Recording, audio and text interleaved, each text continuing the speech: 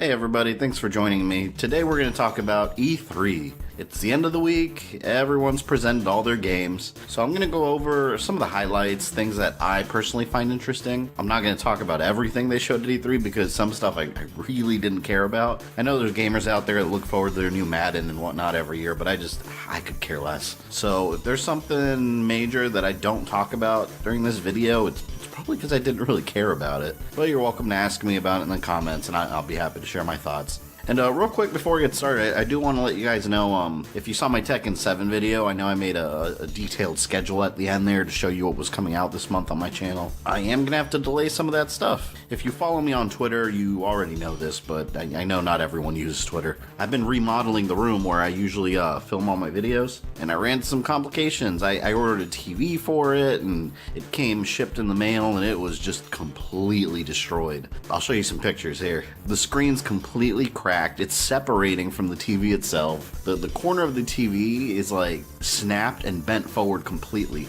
I don't even know how that kind of damage happened. It looked like the Hulk grabbed the TV and just threw it. So anyways, I am getting a refund. I'm getting a new one. It's not a problem, but all that time I spent dealing with this, I had to email back and forth, drive around, just a bunch of stuff, and it just wasted so much time when I could have been writing my script or preparing videos, and that's what I've been dealing with the last couple days. So yeah, unfortunately I do have to push some of this stuff, including the Battletoads review. I'm gonna try to get that up next week. It's supposed to be up this Saturday. So I apologize for anyone that was looking forward to these dates. This is one of the reasons I don't like making schedules, because something always goes wrong. But Castlevania week at the beginning of July is untouched.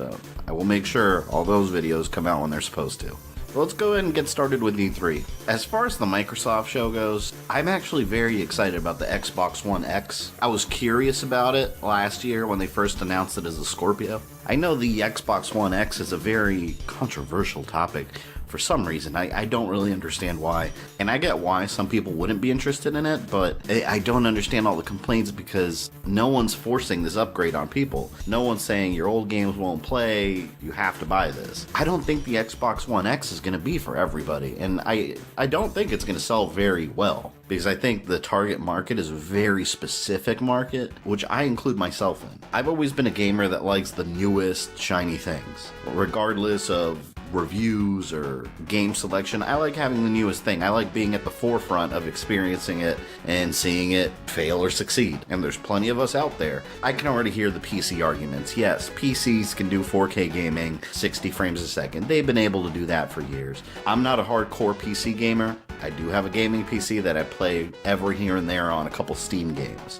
First of all, most PC gamers are going to build their own PCs. You're not going to go to the store and just buy one off the shelf. So you have to have that technical knowledge. I built my own with an i7, I mean this was years ago, and it runs pretty much most of the games I play on maximum settings. Most console gamers aren't going to want to invest that money in a PC because building a PC is very expensive. You have to buy a processor, you got to cool the processor, usually with some liquid cooling if you want it to be really effective, a good motherboard, a case, graphics card. I mean, there's so many parts you have to buy, and not everyone has that technical knowledge. I keep hearing that argument over and over that, oh, PCs can do 4K for years. Well, yeah, of course they can. Not everyone wants to mess with a PC though. PC gaming is great. It is, but it's not for everybody. And the fact that they're coming out with a console that really is a high-end PC is a great move, in my opinion.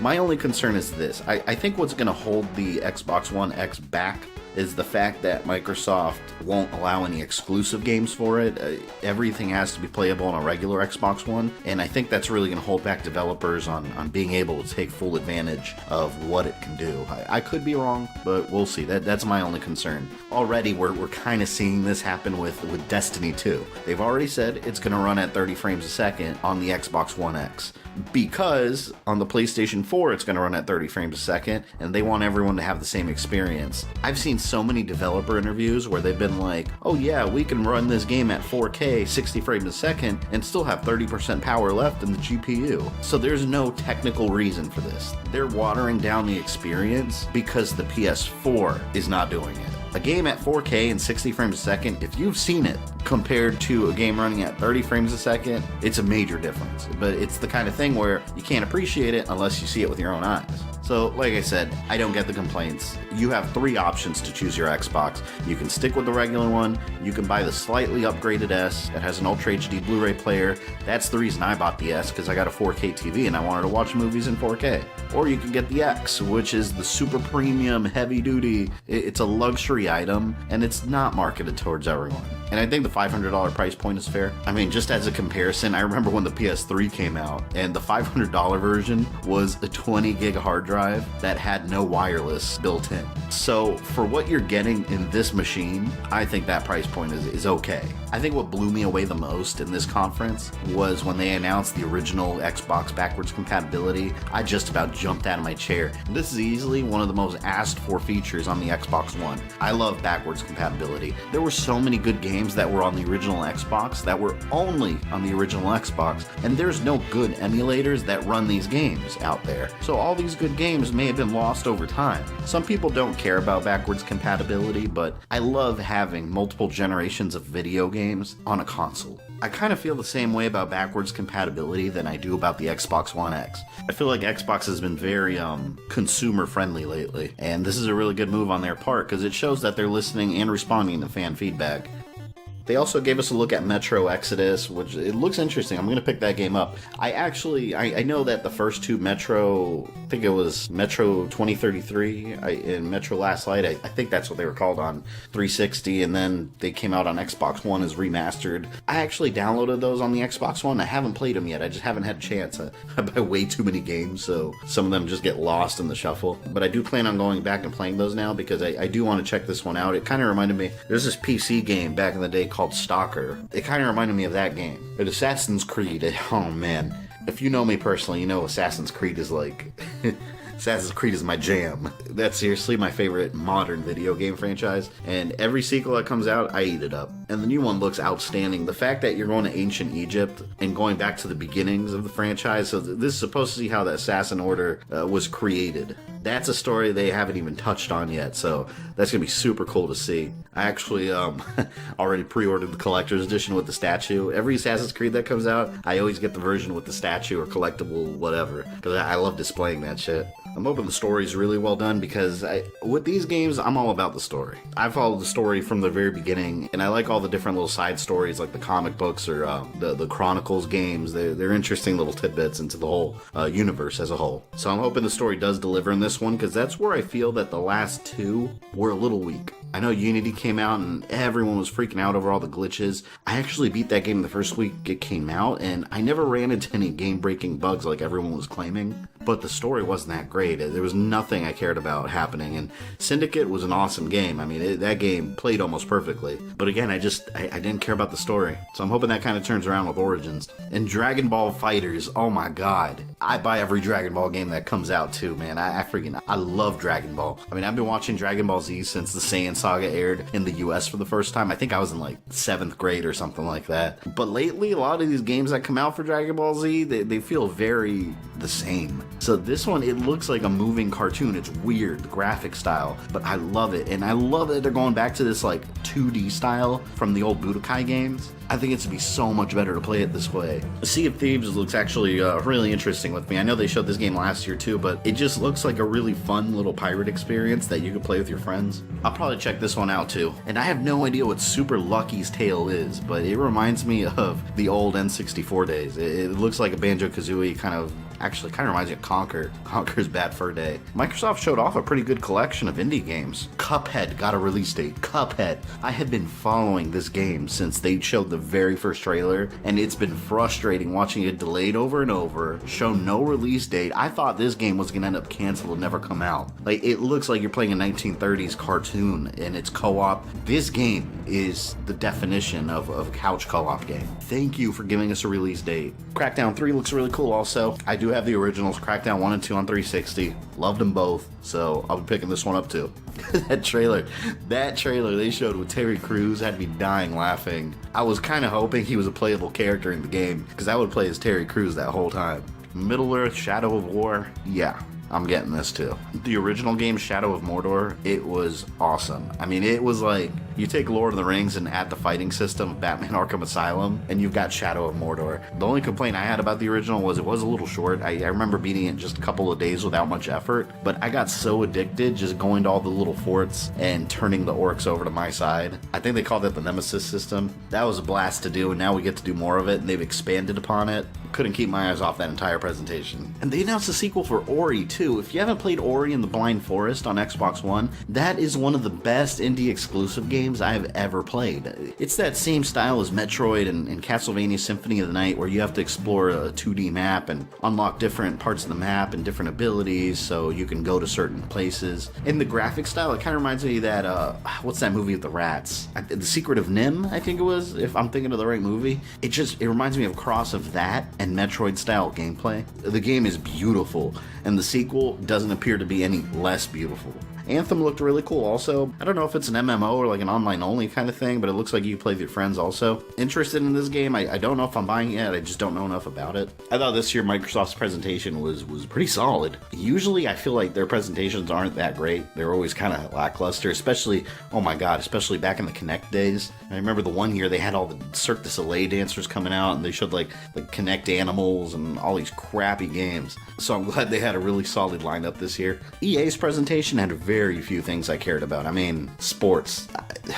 Again, I'm not a sports gamer, so whenever they show FIFA, whenever they show Madden, whatever, I usually order pizza and go out and get it. But they did show a new game called A Way Out, which I guess it's kind of like a prison break kind of thing where you're in jail and you have to break out with somebody else, and then there's this whole story. It looks awesome. That game really attracted me too because co-op is a major focus, and couch co-op too, which I feel that's kind of dying out now. I prefer online because it is more convenient, but why not have both in there for all co-op games? Sometimes you have friends come over and then you struggle finding a game you could play together because it's like, oh wait, we can't play this together because you have to be at your house because it's online.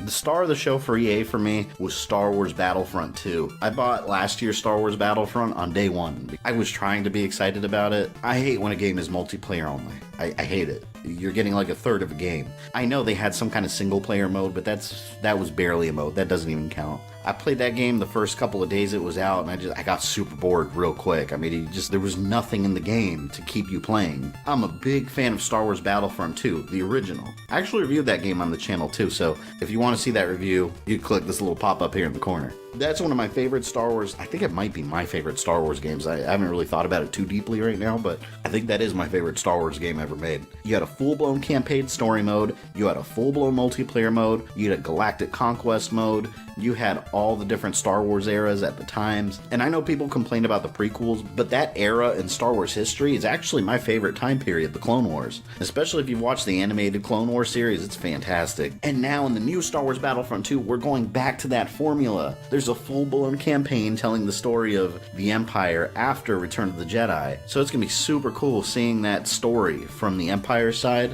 where we're not rebels celebrating the destruction of the Death Star, we're Imperials that are in a really bad situation. It's a great twist on the Star Wars story, but it's hard to give EA applause for this because this is something that they should have done in the first game. So it's like, thank you for doing what you should have done to begin with, but you know what, we're getting it, so I can't complain. Full-blown story mode, they had clone troopers versus the droid army. Yes, I love clone troopers. And then being able to play the droid army. I know this is multiplayer only, but that's enough to get me invested in the multiplayer, is having such a wide selection of characters to play from instead of just Rebels versus Empire. Stormtrooper or Rebel soldier with a different head. Great job on that, EA. I am cautiously excited about this. Ubisoft showed us Mario and Rabbids Kingdom Battle. It was really cool seeing Mario and the Rabbids come together, even though I don't understand the gameplay. I'll probably pick this one up just because it's Mario, but the gameplay is like some weird like RPG turn-based mechanic. I'm usually not into those kind of games, so I'm gonna wait till I see a little bit more gameplay footage before I decide on that one. Skull and Bones. I think pirates are awesome. Assassin's Creed Black Flag is my favorite Assassin's Creed game ever. Those pirate ship battles you can get into, there's just nothing like it in any other game that I can think of. It looks like they took that mechanic and expanded on it into its own franchise. It's genius. Gonna pick that one up too for sure. Far Cry is a franchise I really enjoy. Every game is pretty similar to one another, really, just with a different backdrop and a different story, but they're always really fun. You know, this looks just like Far Cry Primal and Far Cry 4, just with a weird, like, survivalist camp setting full of, like, religious extremists, so That's gonna be interesting to see. I feel like Far Cry disappoints me every year, because what I want to see is Far Cry Blood Dragon, but a full-blown Blood Dragon sequel.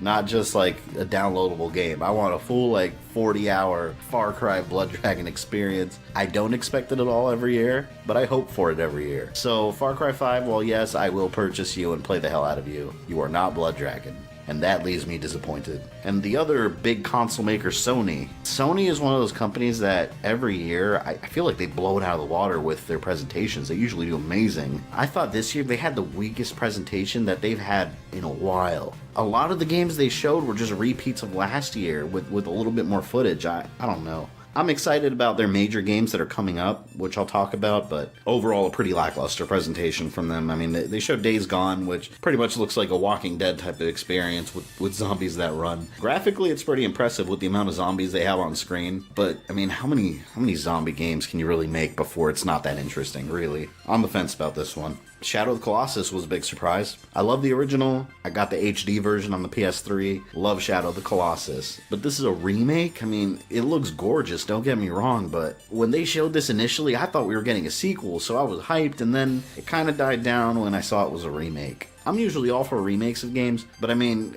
we had it on the PS2, we already had the HD remaster, and now you're just remastering it again. I'll pick it up, it looks great, I would have preferred a sequel. Marvel vs. Capcom Infinite. These Capcom fighting games, the fighting mechanics are always solid. I think Capcom's learning from NetherRealm Studios. I mean, this is the first time Marvel vs. Capcom is getting a full-blown story mode, and it looks like they've done a good job with it. If you're gonna do story mode, you better have an arcade mode with individual character endings also. It should not replace it. I can tell you one thing right now I don't like about this game is the MCU Marvel movie influence. I hate when games do that. When movies get real popular and then suddenly that starts influencing everything else. Keep the movies their separate thing, keep the video games and the comic books their separate thing. Groot and Rocket look like they're exactly out of the movie. There's a heavy Avengers and Guardians of the Galaxy influence in this game.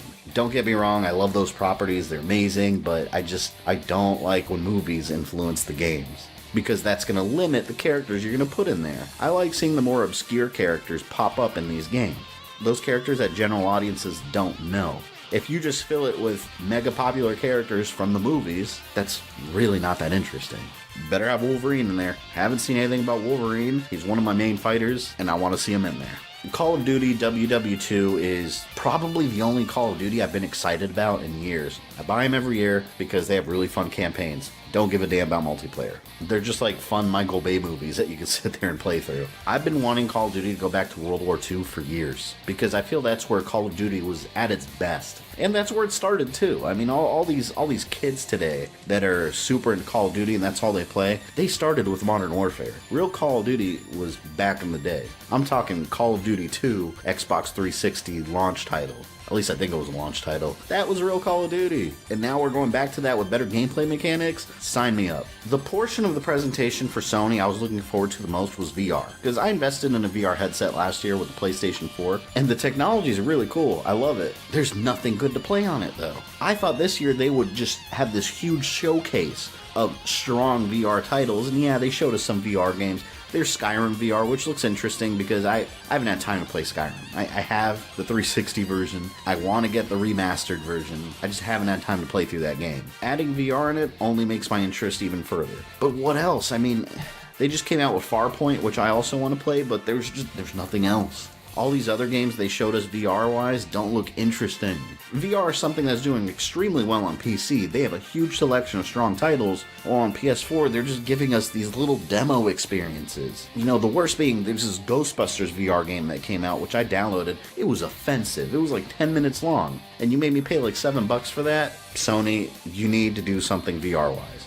Bethesda is adding VR to Doom, which is awesome too. However, what I wasn't clear on is it a full-blown VR campaign? Or is it kind of like a challenge map minigame kind of mode? If that's the case, I'm not interested. I want full-blown VR games that I can play from beginning to end, like Resident Evil 7. Resident Evil 7 was the definition of a well-done VR game. I could play that game from the very beginning to the end credits in virtual reality, hours and hours and hours. So Sony, you dropped the ball on VR this year. We got some more gameplay footage of God of War.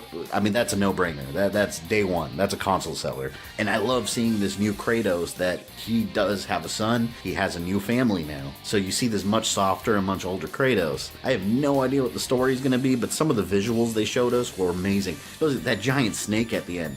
Damn, that looked good. I did read online this is like a pre-Viking era. So there's no Vikings or anything, but it is all the Norse gods. So we're going to see like Thor and Loki running around. I wonder if he's going to kill them too. This is one of the games I'm most excited about, hands down. Detroit looks really cool too. It's like some weird like androids wanting to protest for their rights and whatnot. I'm going to pick that one up too. It looks like one of those games that just have really solid storytelling. Destiny 2, yeah, I'll get it. Although the first one was very disappointing.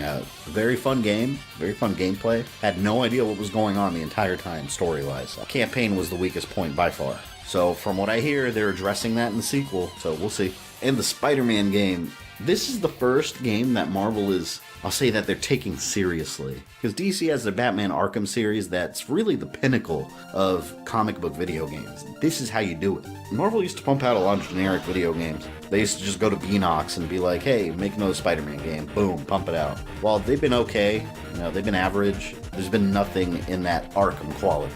This is the first game where Marvel's supposed to kind of turn that around. They're taking their time developing specific projects, picking specific developers, overseeing that they're doing a quality job making a Marvel game. Based on the gameplay footage, I feel like there's going to be a ton of QuickTime events, which I don't mind QuickTime events in video games. I think when done well, like in the God of War series, they can be very interactive. But when you do too much of it, it might just seem like you're playing a movie, so I'm hoping this game is not too full of that. But it looks really good. I mean, I've never played a bad Spider-Man game. I've played okay and really good Spider-Man games. I'm going to come out and say this right now. Nintendo won E3 by far.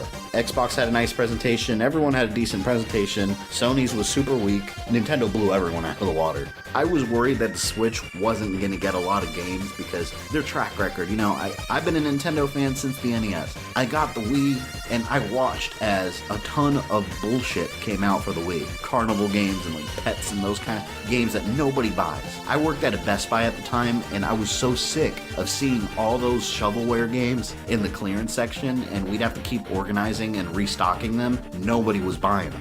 And I bought a Wii U release day too. I will always buy a Nintendo console at release. I love Nintendo, I will always buy it. But I'm not going to sit here and defend them and be like, man, they made some great decisions, because they didn't. And the Wii U is a really fun console for the maybe 10 to 15 games that came out in its lifetime that I'm interested in. So when the Switch came out, I got it too. I beat Breath of the Wild, I beat Mario Kart, and I haven't touched it since. Already I was kind of feeling like, man, Nintendo, you have nothing good coming out. And I'm not even going to talk about ARMS. I know that's a new franchise, but ARMS, it looks like ass. I don't care about ARMS. I want Punch-Out, not Diet Punch-Out. But to my surprise, Nintendo had a strong showing of first-party titles. Yeah, people say that Nintendo needs their third-party support, which, yeah, of course they do, but Nintendo's real strength is their first-party titles. That's why people buy Nintendo consoles. That's the main reason. New Kirby coming out next year, you can't go wrong with Kirby. Those games are always really simple, really easy, but they're just a lot of fun to play and colorful. Hell yeah. New Yoshi game that's just called Yoshi, all over that too. And one of the biggest surprises, one of the things I've been requesting for the Switch personally, was that we're getting a full-blown Pokemon RPG. Like an actual Pokemon game on the Switch. It's perfect, because think about it. You have these handheld Pokemon games where you go around Pokeballs collecting Pokemon, and it's a portable experience. You take it with you. And now that the Switch can do that, why not have a full-blown Pokemon experience on that console? They didn't show anything, they didn't give us any names, but they told us they're developing it. Thank you. Nintendo, I feel Nintendo has been a company that's been very resistant to fan feedback over the years. People say, I want this, I want that, and they've just, we're doing our own thing that nobody cares about. But I feel that now they're really listening to fans, and that brings my confidence level with the Switch up extremely high. They had Fire Emblem Warriors, which actually I've never played a Fire Emblem game. I don't know why, the gameplay's never really attracted me, but I can tell you right now that Hyrule Warriors was my favorite game on the Wii U. I love that game. I love that Dynasty Warriors hack and slash style, and then with the Zelda skin on it, that was a dream come true for me. And now they're doing the same thing with Fire Emblem, so I'm definitely going to pick that up. But now that it's like a Hyrule Warriors Fire Emblem, that sold me. We got to look at some Zelda DLC, which honestly, that first DLC pack, I don't care about. It just looks like some generic extra modes and some challenges. I don't care about that. The second one is what I thought was really cool. They haven't revealed exactly what it's going to be about. It looks like more addition to the actual story, and if I'm right, it's going to be about the flashbacks. In Breath of the Wild, there's different flashbacks that explains what happens to Link and why he lost his memory. I think we're going to actually play through that, so I'm hoping I'm right about that. I haven't read too much about it online, but that's what they made it seem like. So I'll probably download both DLC packs. I only care about the second one though. And then Mario Odyssey. Everyone knew we were going to see more Mario Odyssey. This looks like one of the best Mario games in years. I had no idea that your hat could control things. Now that Mario's going around throwing his hat at enemies, you could become a bullet bill and all kinds of crap. And I lost it laughing when he took control of the T-Rex. You could take control of a Jurassic Park style T-Rex, and then he's got a hat on and a little mustache on the front of his snout. Nobody but Nintendo can pull something so ridiculous off and get people excited about it. Watching this Mario Odyssey gameplay, it made me so happy to be a Switch owner. But I almost had a heart attack watching Nintendo's presentation because out of nowhere, they showed us the logo for Metroid Prime 4. I love Metroid, that's my favorite Nintendo franchise. The last game we got was Metroid Other M on the Wii, which was not really that great. It skipped the Wii U completely. I thought Metroid was done. I don't count that shitty Metroid Federation Force. That's not a real Metroid game. Metroid Prime, when that came out on the GameCube, oh my god, that was like a religious experience for me. I was so blown away. So Metroid Prime 4, Nintendo, when that bomb dropped, I was like, okay, nothing else at E3 matters. Like, Nintendo, you won. And then they went even further and showed Metroid Samus Returns. If you're not aware, there's this game called Metroid AM2R, which was a fan game. I think it was last year that it got shut down. It was a remake of Metroid 2 on the Game Boy, and it's really good. I downloaded it, beat it, and Nintendo shut it down. Usually those kind of behaviors from companies kind of piss me off. Yeah, you're trying to protect your brand, but at the same time, these fans aren't making money and they're bringing more attention to your brand. In this case, though, it does make total sense that they did shut it down because they were working on a remake for Metroid 2. And that's what we're getting on the 3DS. Return of Samus is a full-blown remake of the original Game Boy Metroid 2. So first, Nintendo, you blow me away with Metroid Prime 4, then you blow me away with Metroid Return of Samus. I hope that this means a revival of their old franchises. I want to see Kid Icarus back. I want to see F-Zero back. I want to see Punch-Out come back. Nintendo sits on a goldmine with their first-party titles. Like I said before, third-party does matter, but first-party titles are their strength. So I do have to say, E3 this year overall was decent. I feel like if it weren't for Nintendo and all the stuff they showed, it would have been lackluster all around. So I'm looking forward to all these games coming out. Leave me some of your thoughts down below. What are you excited about? If you enjoyed this video, leave me a like down below. Don't forget to subscribe and click that box for notifications. Follow me on social media. This is Fabian. I love you guys, and I'll see you next time.